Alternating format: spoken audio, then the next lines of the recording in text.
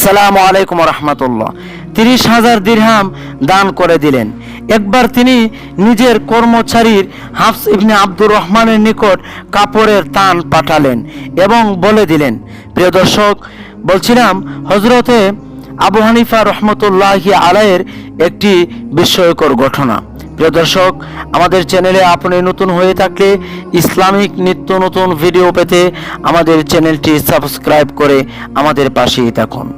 আবু হানিফা রহমতুল্লাহি আলাইহি একবার তিনি তার কর্মচারীকে বললেন, অমুক অমুক তানের কাপড়ে ত্রুটি আছে, বিক্রি করার আগে ক্রেতাকে যেন সেই ত্রুটি দেখিয়ে দেওয়া হয় সেদিকে তুমি খেয়াল রেখো এবং ক্রেতাকে বলিও।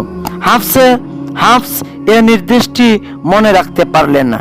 ক্রেতাকে কাপড়ের ত্রুটি না দেখি সমস্ত তান বিক্রি করে ফেললেন। ঘটনা শুনে ইমাম আবু হানিফা রহমতুল্লাহি আলাইহি খুবই আফসোস করলেন। অতঃপর ওই দিনের সমস্ত বিক্রিত কাপড়ের মূল্য গরিবদের মধ্যে দান করে দিলেন, যার পরিমাণ ছিল 30,000 দিরহাম। সুবহানাল্লাহ।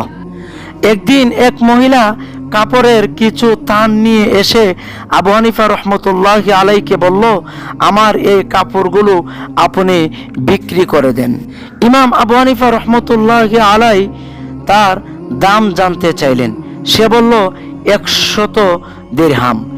ইমাম আবু হানিফা রহমতুল্লাহি আলাইহি বললেন, দাম কম হয়ে গেল। মহিলা বলল, তাহলে 200 দিরহাম। ইমাম আবু হানিফা রহমতুল্লাহি আলাইহি বললেন, এই কাপড়ের দাম 500 দিরহামের মতো আছে। এইবার এই মহিলা অবাক হয়ে বলল, আপনি মনে হয় আমার সাথে মশকরা করছেন। ইমাম সাহেব তখন তাকে 500 দিরহাম দিয়ে কাপড়গুলো নিজেই রেখে দিলেন।